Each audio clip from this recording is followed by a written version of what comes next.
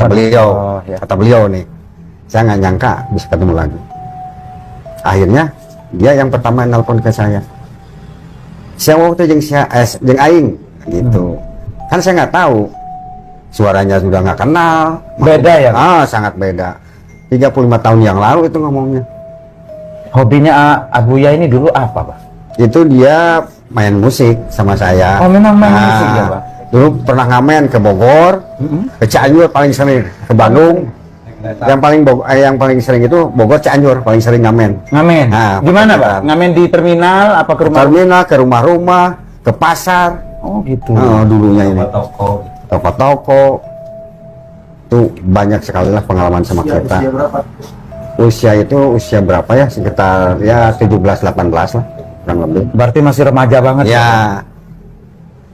Kebetulan ini mah di atas saya.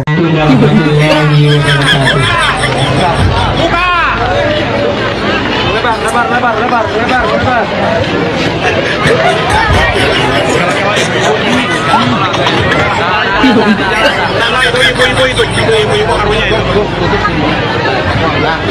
Oh, nggak ngaji ini. Challenge berarti Wahabi mereka. Wahabi mereka. Hajar siapa ini? Assalamualaikum warahmatullahi wabarakatuh. Alhamdulillahilladzi arsala rasulahu bil huda wa dinil haq liyudhhirahu 'alad dini kullihi wa kafa billahi syahidah. Pemirsa, sebagaimana video yang disampaikan tersebut, kali ini tidak bermaksud memberi komentar terhadap bentuk pernyataan-pernyataan yang disampaikan oleh Kiai Mama Gufron sesat ataukah tidak sesat. Sebab dari kalangan Islam Nusantara sendiri, Kiai Mama Gufron sudah digelari wali kutub.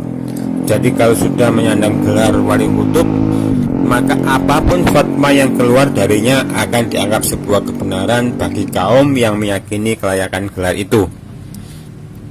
Dan kali ini Pak Tua Channel tertarik ngebahas perjalanan hidup yang sedikit telah diceritakan oleh kawan seperjuangan masa lalunya Kiai Mama Gufron yang seperti tanpa dibuat-buat.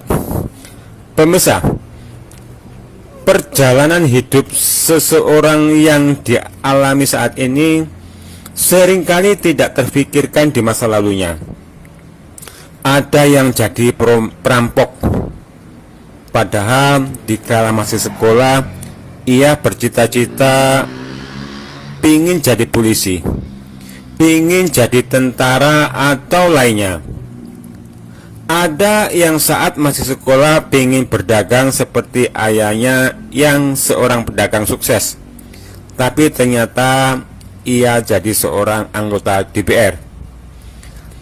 Dan status diri seseorang yang sekarang juga belum tahu apa yang terjadi selanjutnya. Bisa jadi tetap seperti semula, tapi bisa jadi berubah menjadi lebih baik, atau bahkan bisa jadi musibah besar telah menunggunya. Allahu alam. Nah, demikian jugalah yang terjadi pada diri sang Kiai Mama Gufron ini. Siapa sangka di kehidupannya 35 tahun yang lalu, yang ia saat masih berusia sekitaran 17 tahun, yang saat itu masih jadi seorang pengamen di toko-toko, di rumah-rumah, di terminal-terminal, ke pasar-pasar, dari kota yang satu ke kota lainnya, seperti ngamen ke Bogor, ngamen ke Cianjur, ngamen ke Bandung. Sekarang malah jadi kiai, jadi seorang wali tingkat tinggi yang memiliki puluhan ribu, bahkan mungkin jutaan pengikut dari kalangan Islam Nusantara, yang kemana-mana dikawal ketat oleh pasukan Banser, yang bisa menguasai bahasa semut, menguasai bahasa jin, bahasa malaikat, bisa berkomunikasi langsung dengan para nabi yang telah meninggal, bisa berdialog dengan para malaikat, bahkan mampu bicara dengan Tuhan. Bila saja benar demikian kemampuannya dimiliki Kiai Mama Gufron, maka kemampuan Mama Gufron ini kehebatannya jauh melampaui karomah para wali terdahulu, bahkan jauh melampaui mukjizatnya semua para nabi. Dan anggapan fakta yang demikian sungguh sangat membanggakan bagi para jamaah Islam Nusantara, membanggakan para kiai Islam Nusantara. Cuma yang sangat saya sayangkan, kenapa di forum-forum atau majelis-majelis yang di situ menjadikan Kiai Imam Al-Ghufron sebagai narasumber utama, penceramah inti, kenapa inti ajaran yang disampaikan hanya berkutit pada unjuk kemampuan beraneka bahasa yang tidak pernah difahami oleh jamaahnya sendiri? Kenapa juga hanya berkutik terhadap unjuk ragam karomah atau ragam kesaktian, tapi tak pernah dipertontonkan sebagai bukti kepada jamaahnya sendiri? Atau kenapa hanya condong pada sholawat dangdut sambil berjoget ria? Yang terutama lagi, kalau benar wali kutub layak disandang oleh Kiai Imam Al-Ghufron, kalau benar karomah-karomah yang dimiliki Kiai Imam Al-Ghufron jauh melebihi mukjizat para nabi, lalu kenapa musibah besar yang menimpa bangsa Palestina saat ini masih belum bisa menggugah empati Kiai Imam Al-Ghufron untuk mengerahkan, memerintahkan tentara-tentara jenis jin, bala tentara dari kalangan malaikat untuk melawan kebrutalan tentara Israel?